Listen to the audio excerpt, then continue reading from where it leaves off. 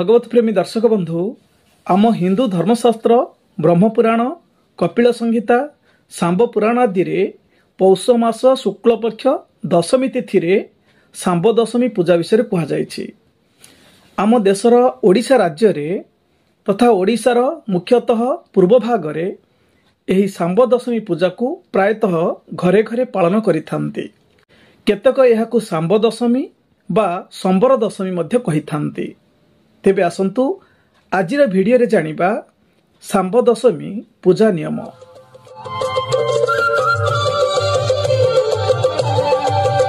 प्रिय सजन, सांब दशमी विशेष करी ओडिशार एक महत्वपूर्ण पर्व जहाँकि पौष मास शुक्ल पक्ष दशमी दिन पालन करा जाए।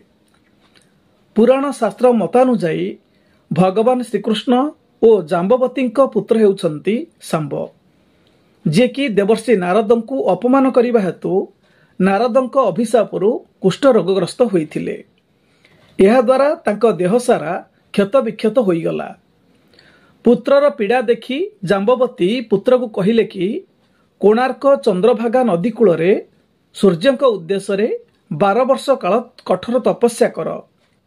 एहा परे सांब निजर मातांक आज्ञा अनुजाई चंद्रभागा नदी कूल रे 12 वर्ष तपस्या करबाकू लागिले।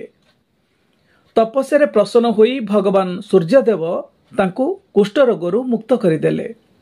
जेउ दिन सांब संपूर्ण रोगमुक्त होइथिले सेही दिनटी थिला पौष मास शुक्ल पक्ष दशमी तिथि। तेणु एही दिन रे सूर्यदेवंकु पूजा कले पिलामानंकर रोग दूर हेबा सहित अतुट स्वास्थ्य भोग होइथाए।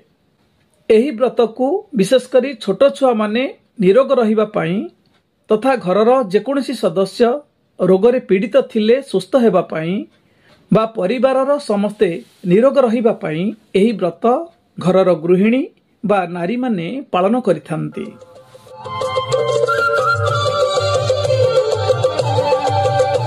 एही पूजा दिन रे 3 थर करा जाए। प्रथमे सूर्य उदय हेबा परे प्रथम पूजा करा जाए। प्रथमे घरर महिला माने सूर्य उदय हेबा पूर्वरु शଯ୍या त्याग करी स्नानादि नित्यकर्म समापन पूर्वक नववस्त्र बा सफा वस्त्र परिधान करिबा उचित। घर बाहरे बा निजर अगणारे जेउठी सूर्यालोक पड़ुथिबो सेठारे मुरुज चिता बा झोटी चिता आदि पकाई स्थान को सुंदर भाबरे सजाइबे। एहा परे फूल धूप दीप सिंदूर चंदन आदि चढ़ाई भगवान सूर्यदेव को पूजा करिबे।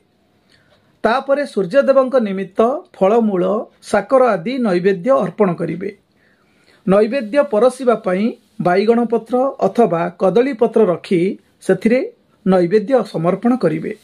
द्वितीय पूजा मध्याह्न अर्थात 2 प्रहर रे करा जाए। 2 प्रहर पूजा रे हलदी पानी करी एक पात्र रे रखी तुलसी चौरा मूल रे रखी सेथिरे सूर्य को दर्शन करिबा सहित रंधा द्रव्य मान यथा मंडा पिठा काकरा पिठा आरिसा पिठा पोड़ पिठा मकर चाउल धनुमुहा बिरी लडू नाना प्रकार व्यंजन डालमा खेचुड़ी तथा छेना गुड़ मिशा पिठा मिठा क्षीर आदि समर्पण करा जाए। या परे सांब दशमी व्रत कथा पाठ करिबा सहित घर परिवारर मंगल कामना करी प्रार्थना करिबा उचित। एवं शेष रे संध्या समय बा सूर्य अस्त हेबा पूर्वरु महाकाल पूजा करा जाए। जेउथिरे जमराजांक उद्देश्य रे चाउल रे तियारी वृद्ध चकुली बा बुढ़ा चकुली अर्पण करा जाए एवं पूजा सारी आलती करिबा सहित पूजा समापन करा जाए। केतक कुहंती कि आम घरे एही पूजा नाही तो आमे करिबु किपरि। एठारे मु कहि रखिबाकु चाहिबि कि एही पूजा निज संतान मानकर निरोगता पाई माँ माने मुख्यतः पालन करिथांती।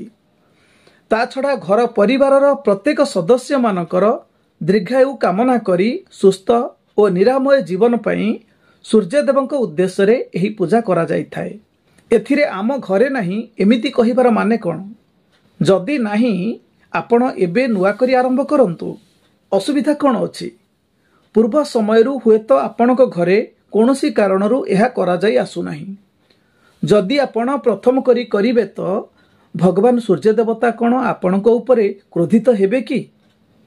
आपणक इच्छा हेउछि जदि करंतु, ओषा व्रतादि करिबारे कदापि कौनसी समय अमंगल होई न थाए, बरं भगवान प्रसन्न होई आशीर्वाद करिथांती।